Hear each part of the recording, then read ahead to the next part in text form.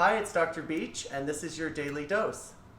The concept of embracing the gray is the idea that very few things in lives or situations that we're in or decisions we have to make are black and white, meaning we oftentimes have to sit and grapple or wrestle with different ideas where it's not always clear what's the right decision, or there is no right or wrong decision.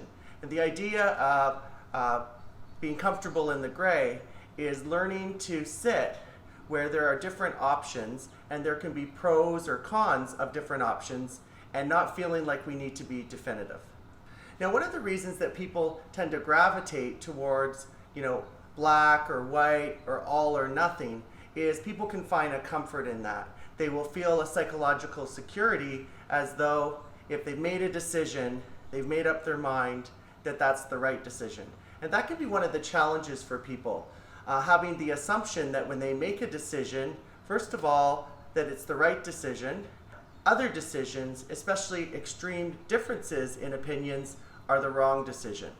And one of the things when we work with people who have emotional problems like depression is we help to address those cognitive distortions where people can catastrophize. So for example, think, if I don't get this job, I'm going to die, or I'm useless, or I'm a failure, or nothing good ever happens to me.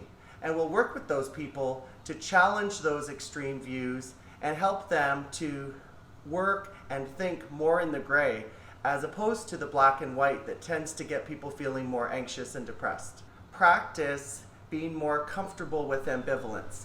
Ambivalence is being comfortable knowing that life is uncertain. And actually, when you think about it, there's very few things in life that are certain or that we control.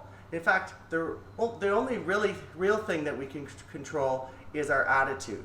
And that's a real powerful thing. So the more and more we practice, the more and more we can get comfortable with the idea that things aren't black or white, and we can get comfortable entertaining different ideas and options. And you'll see that even with the COVID pandemic right now, where the whole shut down or open up, that's kind of how people are talking about it. Like they're mutually exclusive, like both things couldn't happen, like there couldn't be a way to slowly open up and also have safety.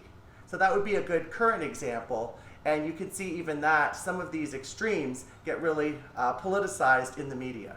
One way to help understand other people's views is to embrace the idea that we all have different values and we all have different needs, and based on our own circumstances or contexts, we may value different things. And so I may value something based on my own values or my career or my family, and that may lead me to make a certain choice. And that's not right or wrong. And someone else in a different situation, they may make a different choice. And what you want to try to do is try to basically become more empathetic. The ability to be more empathetic requires that you're able to put yourself in someone else's shoes and understand that while that's not a choice that I would make in my situation, that person's situation is different, and therefore that's why they made their decision, and it's not right or wrong.